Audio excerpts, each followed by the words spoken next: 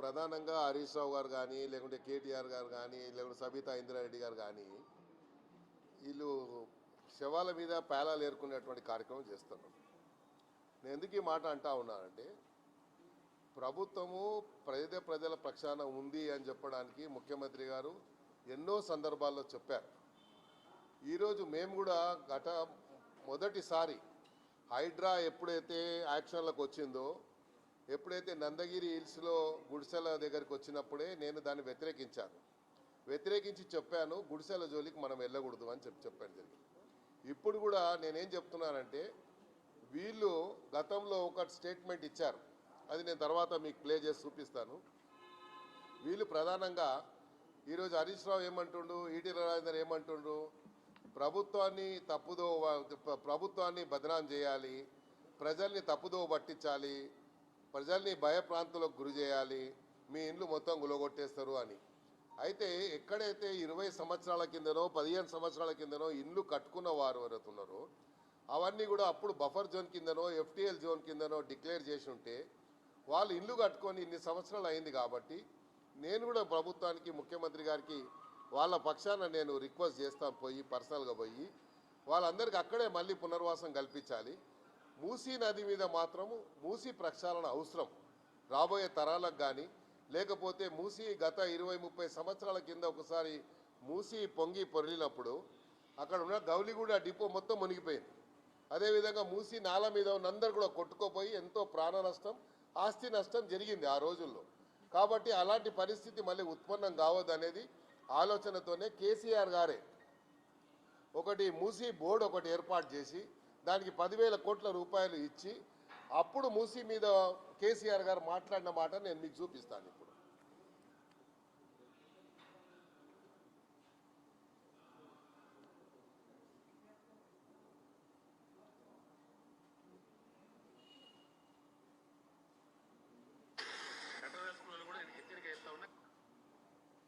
హైదరాబాద్లో అక్రమ కట్టడం కడితే నిర్దాక్షిణ్యంగా కూల్చేది.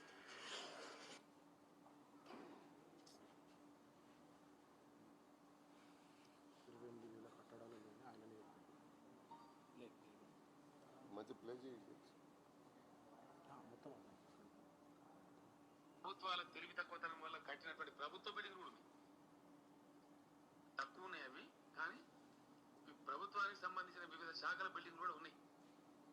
అంత గొప్ప పరిపాలన గతంలో జరిగింది కాబట్టి వీళ్ళు కర్మ వస్తుంది. మనం ఇది ఎక్కడి నుంచి వచ్చింది? దీన్ని చెయ్యాలంటే దీనికి కావాల్సిన వ్యయం 11,000 కోట్ల రూపాయలు.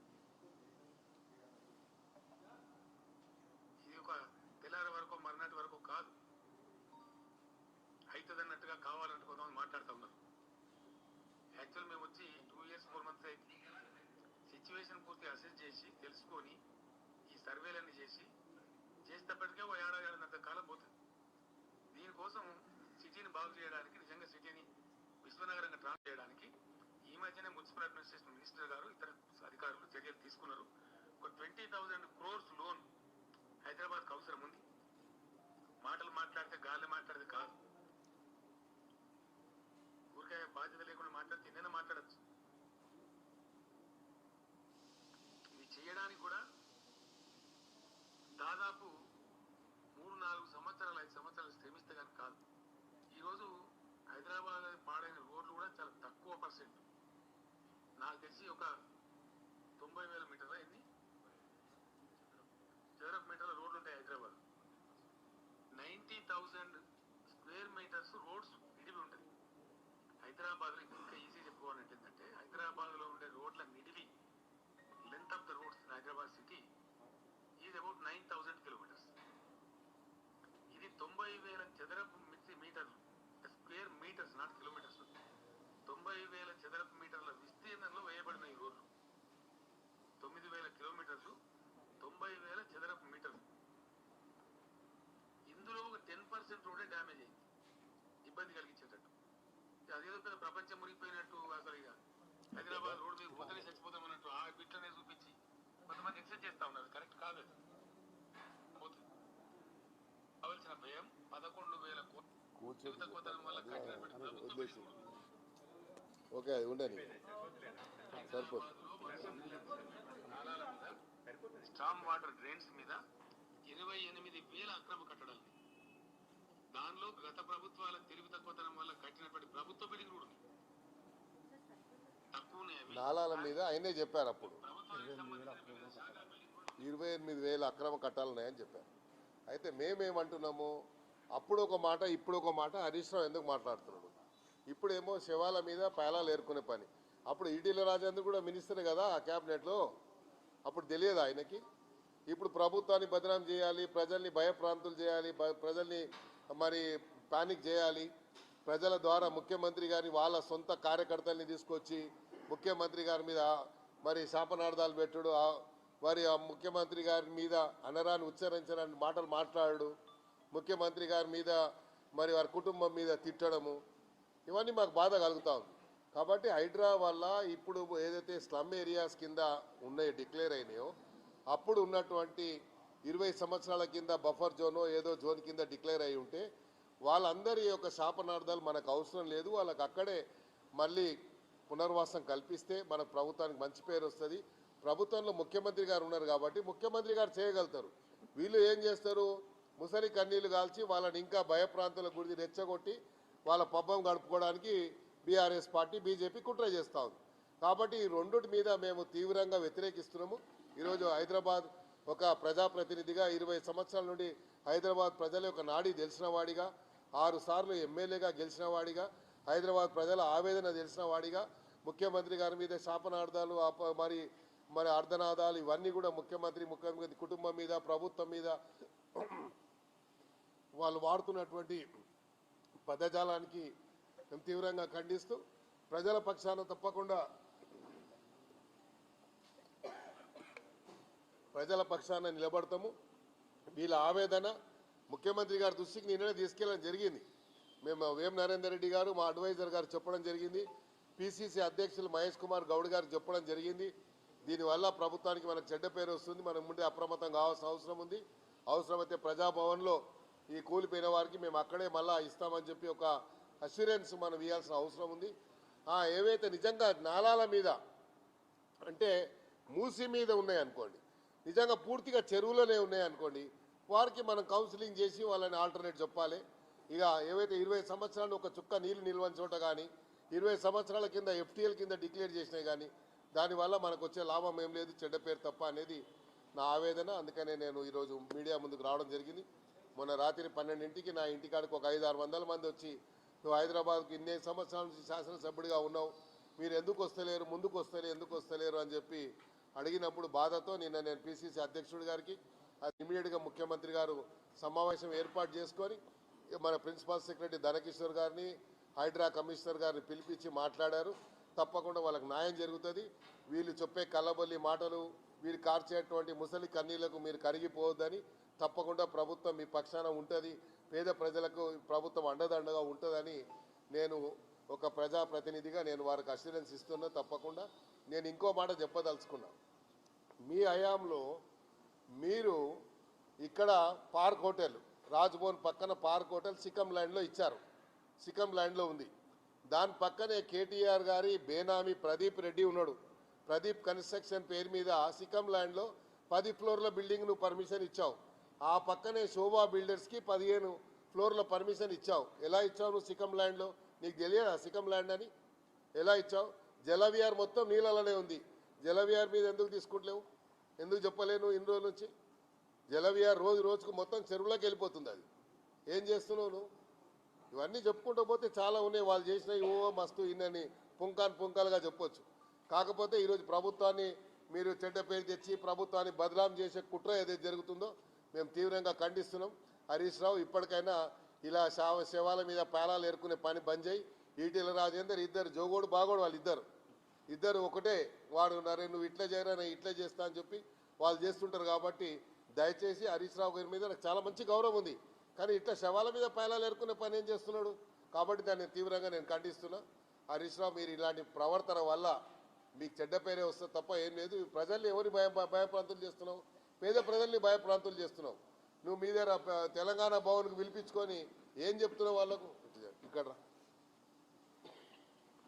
తెలంగాణ తెలంగాణలో హైదరాబాద్ సిటీలో ప్రజలకు నువ్వు చెప్పాల్సింది ఏంది? ప్రభుత్వానికి ఏం చెప్పాలంటే ఇది ఇఫ్టీఎల్ కిందనో బఫర్ జోన్ కిందో 20 సంవత్సరాల కింద ఉండే, ఇప్పటి వరకు 20 సంవత్సరాలు ఒక చుక్క నీరు నిలవలేదు, కాబట్టి నాకు అక్కడే పునర్వాసం కల్పించమని చెప్పాల్సింది పోయి మేము మీ పక్షాన్ని నిలబడతాము అంటున్నాం. నిలబడితే ఏం లాభం అవుతుంది? ప్రభుత్వం మొండికి వచ్చి గులగొడితే ప్రభుత్వానికి అడ్డంగా నిలబడతాడా హరీష్ రావు వచ్చి? చేస్తాడా చెప్పండి మీరు?